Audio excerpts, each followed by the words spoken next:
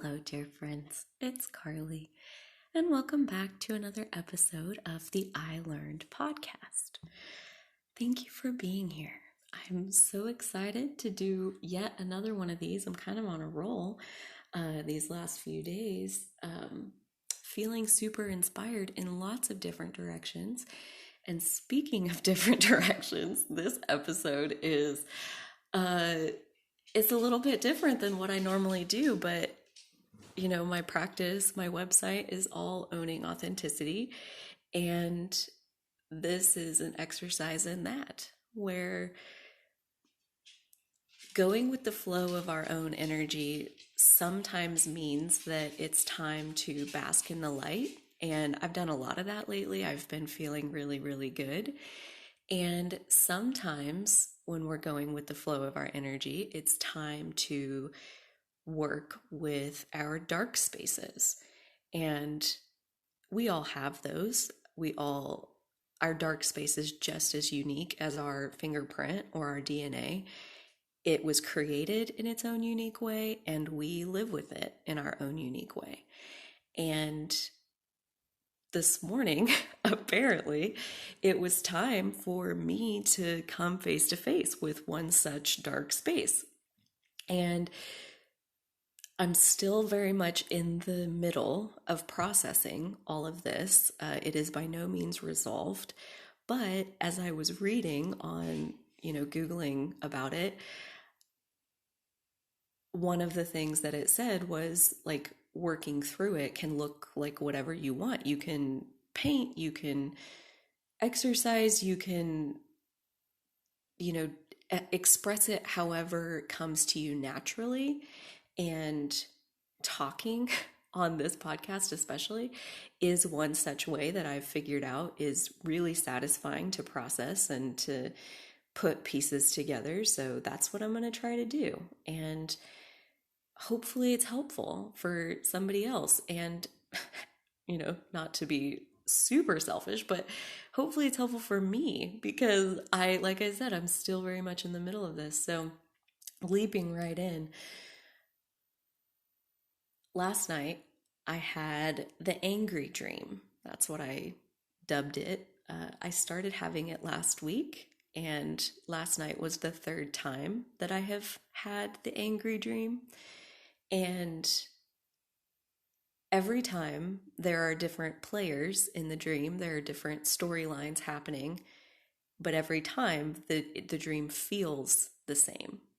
And even the first time I had it, I recognized that feeling immediately, both within the dream and once I woke up. And I recognized the feeling so clearly because I spent a really long time in my life living there, living in that feeling as my normal set point. And the feeling is rotten. It just, the angry dream feels like anger, yes, is the cute way to say it, but really it feels like a bottomless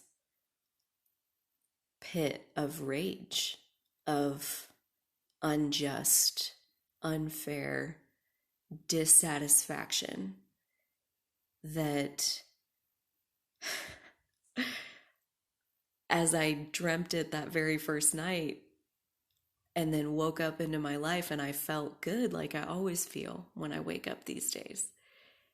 And in that moment, I stopped and I gave a little mental chat of gratitude because it was very clear that that used to be normal and now it's not.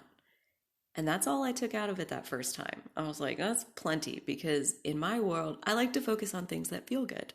That's kind of my trick. That's how I operate.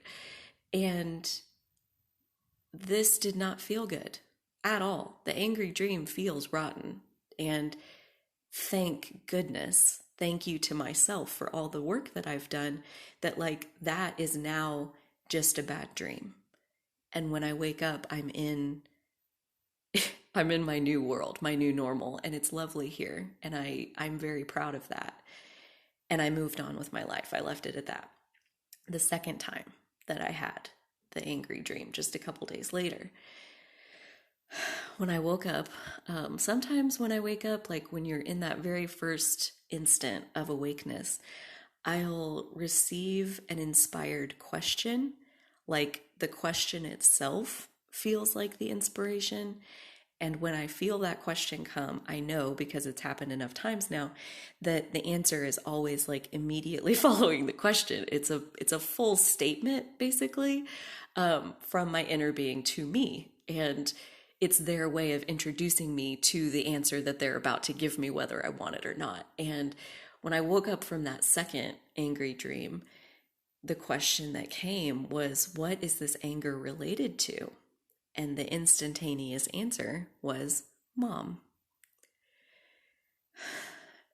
And that didn't feel great because I was like, well, that's a, you know, it's a shadow work can of worms that I flopped around in for a really long time, and I've learned how to situate it and make peace with it and get it to close so that it's at least not a current source of hurt in my world.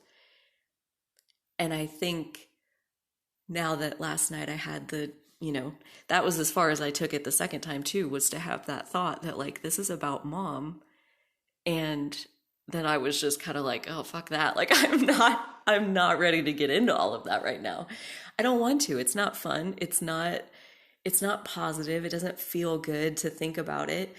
And so I just left it alone. Well, then obviously last night I have the angry dream again. So now for the third time in a week.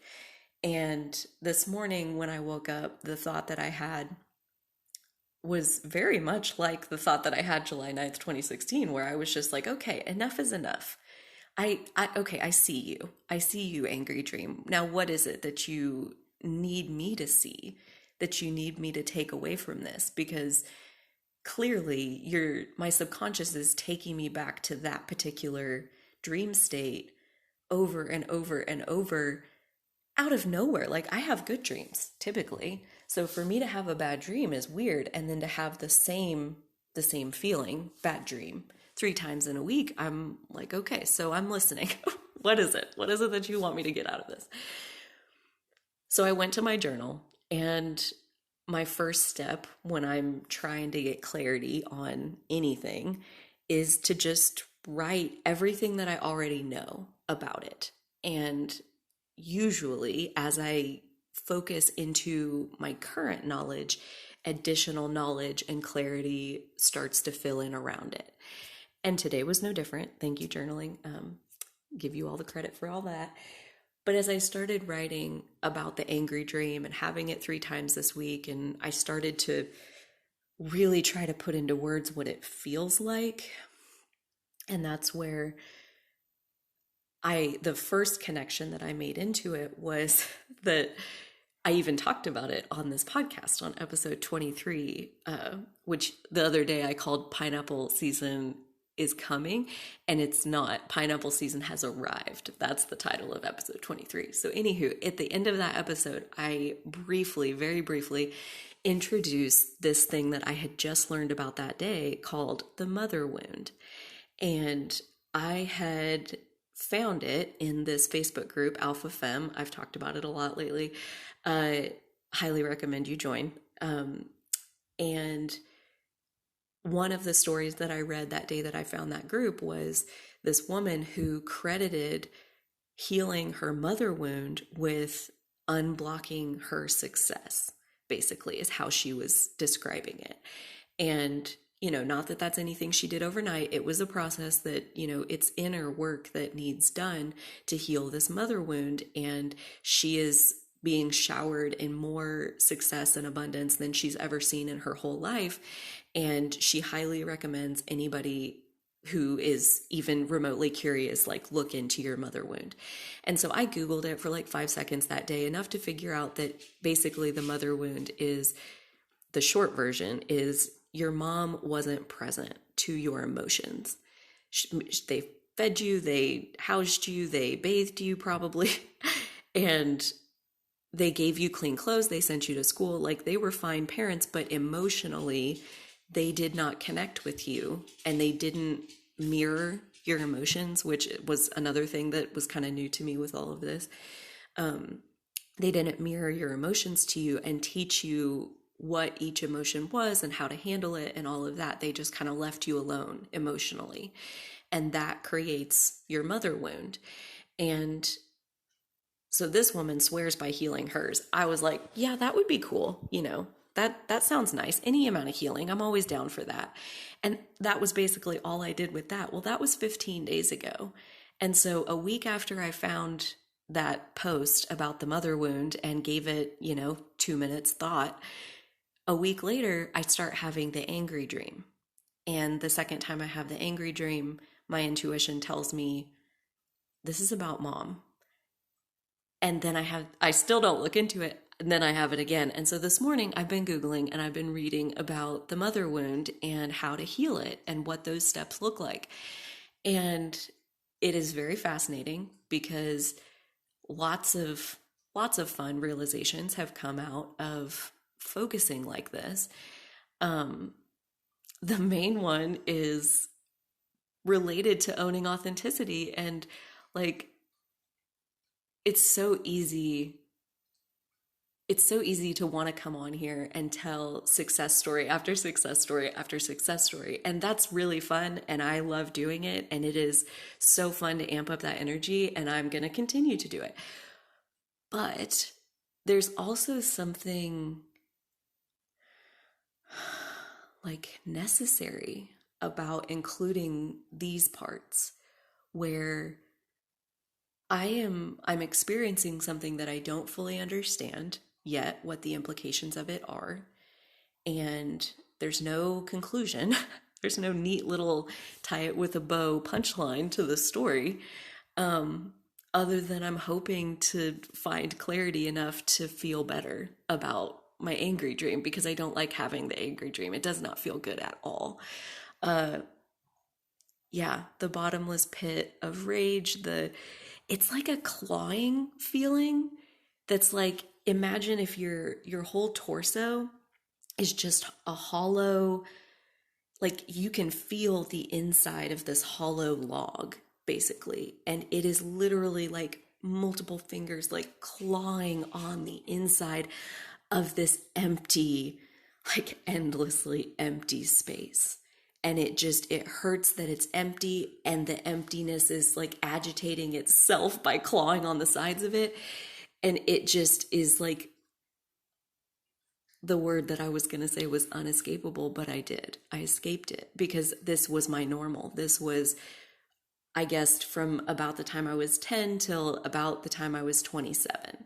So, there you go. Like, that was how I felt, was empty and aching and hurting. And it was so unpleasant. Again, is like the cute, nice way to say it. But because I don't dwell there now, I learned that I have to tell a new story. That was an Abraham thing, tell the story the way that you want it to be and beat the drum of what you want more of. And so I definitely focused into the positive and gratitude and what in my life is working well for me. And so for these last 5 years, my main approach with my mom and my family of origin in general has been to just don't feel obligated to have a relationship with them. Let it unfold organically like I do everything else and feel good about whatever that is. And that has been working. I don't see them very often, like at all. But I also don't have hard feelings towards them at all right now that are current in my wake state, in my conscious mind. So, imagine my surprise when I find out that this angry dream that I'm now having repetitively is about my mom. And that was just unsettling. I didn't really give it any conscious thought, but it definitely popped into my mind several times over these last few days that just, I'm angry with her, because that anger is powerful. It's like when I'm in the dream, it is current, it is right now, it is pulsing. The emptiness, like I am literally empty in the dream. That's how it feels. And I don't want to go there. I don't want to feel that way at all. And then it's about my mom, and I'm like, I don't even want to go into that subject. And then I remembered, like, well, but you kind of did. You kind of half-assed launched a rocket of intention that, yeah, you might like to heal your mother wound. You might like that. Healing's cool, right? Like, sure. Sure. And be careful what you wish for, basically. No, I'm teasing about that part because I think this is coming up now because I'm ready to face it. I think I found the mother wound article or post story, whatever.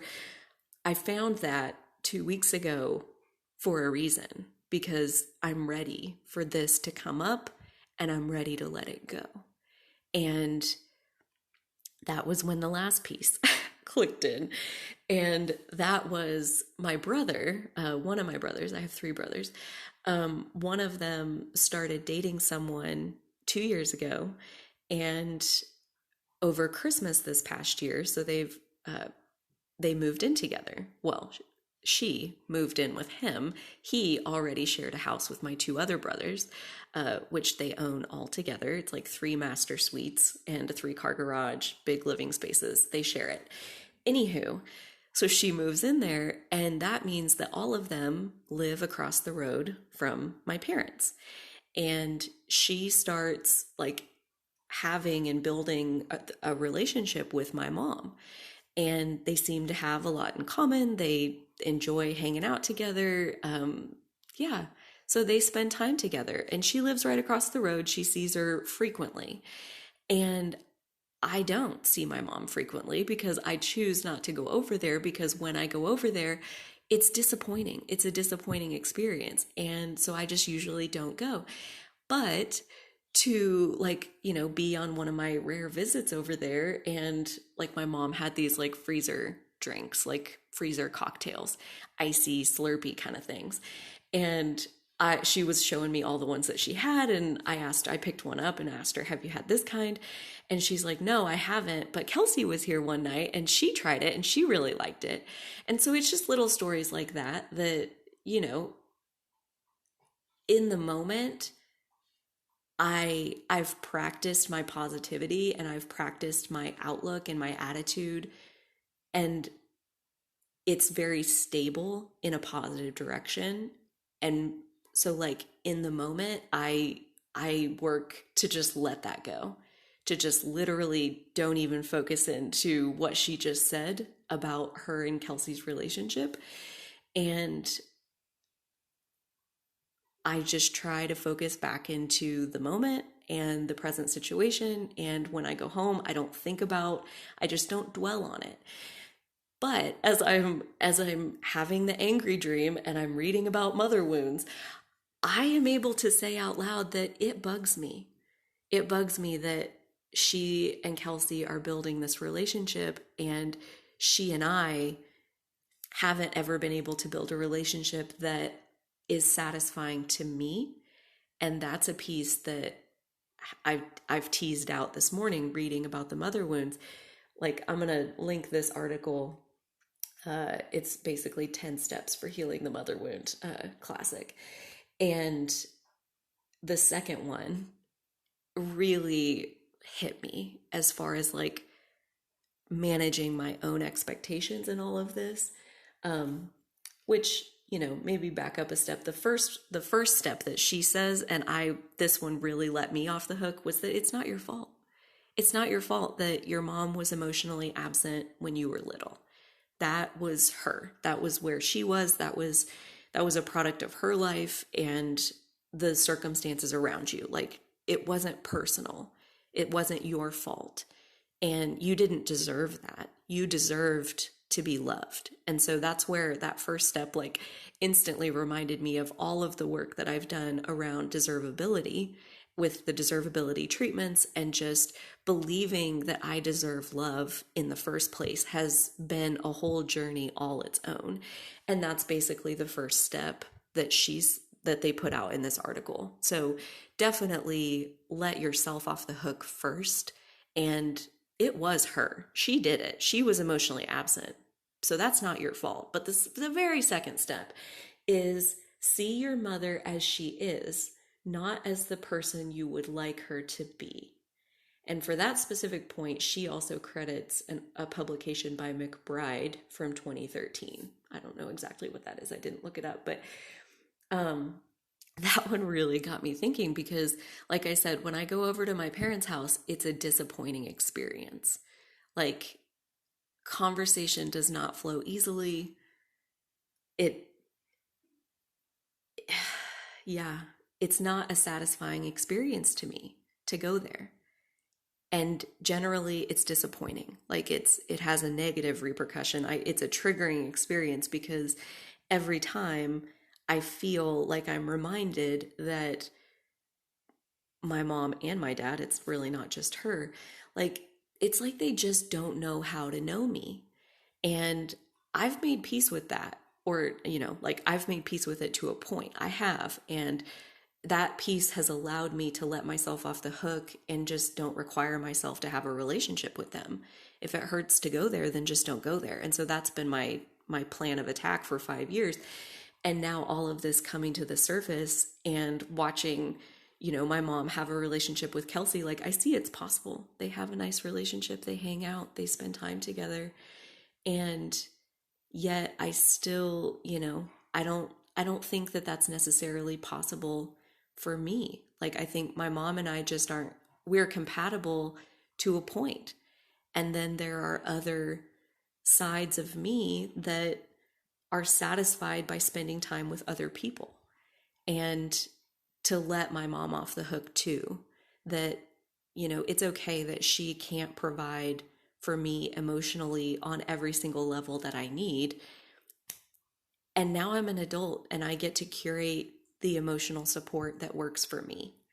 And I've done a good job of curating emotional support for myself, like investing in building friendships and meeting people that I resonate with and investing in a life coach and, doing all of the healing that allowed me to attract the relationship that I'm in now. Like, there are so many different places in my world that I can turn for emotional support, myself being a primary one, my journaling, but my mom isn't one of them. And that's where the third step from this article really got me again, which was allow yourself to grieve the absence of an emotionally engaged mother. And I don't know how to do that part because it does still make me sad that I don't have the relationship with my mom that I wish I did, with either one of my parents for that matter, but with my mom. That I've always felt like her interest in me only exists to a point. And then she's bored. She's bored and she's ready to look at something else. And that's, I resonate a lot with that because I'm a lot that way. But and in that way having 4 kids worked for her because she gets bored quickly and now she's on to that thing. And so okay, cool. But I guess like all of this coming to the surface, I'm hoping that it's it's because it's time to release another big chunk of this dynamic between me and my mom. And reading about the mother wound and talking about like our survival instincts when we're infants, is to cling to our mom. That one of the things that they say in this article is that basically there isn't an infant, there's an infant and its mother. Like those two things are the same in our early lives. Like that relationship molds out how we see ourselves and how we see the world. And once we become aware of it in later life and we basically take control of how we want to feel. Like 5 years ago, I decided I want to feel good. And a big chunk of that was letting go of my family, letting go of trying to have a relationship with them, to label it a lost cause and to set myself free. And It's funny because one of the very first signs that I was in new territory when I found Abraham was that following Thanksgiving. So, 4 months after I had started listening to Abraham, I decided to go on vacation to the Bahamas instead of go home for Thanksgiving and be with my family for that 5 days or whatever. Instead, I was going to go to the Bahamas. And that's a super funny story because in the end, I had accidentally booked it wrong. Like I had booked the stay at the resort for the week of Thanksgiving, but I had booked my plane ticket for the week before. And so I called the airline and was like, hey, yeah, I need to change my ticket to the next week. And explained everything that had gone on, and they were like, "Oh yeah, no problem. We can change that. So that'll be $1,700." And I was like, "Okay, I'll call you back." And so then I called the resort and told them what had happened, and they said, "No problem. We have one more room available if you'd like to move your stay back a week or ahead a week, I guess." And come the week before Thanksgiving. So it turns out I was actually free to go home on Thanksgiving, and I chose not to. I chose to spend it with my friends. We had a Friendsgiving in Dallas. I did not make the trip home. And that was freeing in a way that felt like a real turning point. Like I could have whatever relationship with them that I wanted. And that has allowed a lot of healing to take place these last 5 years. Moving back to my hometown 4 years ago and being in the same town again with my family, we've healed, and like our current relationship is fine, quote unquote. But like, could it be better? Yeah, always. Does it sting to watch my mom have a better relationship with somebody else than she has with me? Yeah, it does sting. And as I go, the phrase that's echoing in my head right now is new levels, new devils, which is a phrase from my life coach, Melissa. And basically, it's like that. Like 5 years ago, I let go of a big chunk of my resistance around my family and I set myself free from them. I gave up on building a relationship with them. And in the end, I have a closer relationship with them than I maybe have ever had. Is it as close as I want it to be? No, not even by a long shot. But it's still better. There's improvement there. And so I know because I've learned in past experiences, like the trick is to let go again. And so I'm hoping that like these angry dreams that are rising to the surface and all of this coming together with watching my mom with Kelsey and hearing about the mother wound in this super abundant Facebook group that I found. I know I've mentioned it multiple times, how amazing it's been. And for that to also lead me to healing my mother wound, that abundance is not all about money. Mostly it's about energy and the blocks or not that we have in our energy. And I'm realizing that even though I have done a lot of healing on my mother wound, my relationship with my mom, and my deservability, my love of myself, all of that, my ability to soothe myself and mother myself, all of that, I've come so far. And I think this is a point where I'm being shown it's time to let go of even more of that, of heal on an even deeper level. And it's life is never linear. It's circular. It's like we come back around to the same lessons over and over and over and heal them on a deeper and deeper and deeper level. So I'm circling back around to my relationship with my mom, and like I said, it feels like a can of worms that I don't even want to open, and yet I know from my spiritual journey that it's probably productive to work on this shadow work and heal it. And for now, this is as much as I know. This is this is a really unsatisfying conclusion. Trust me, me more than anyone wants clarity around this and what does it mean and what's the answer and how do I move forward. That'll all be fun for another day to get to tell you about once I've learned it. So until next time, dear friends, dear beautiful friends, I thank you for listening, and I'll talk to you soon.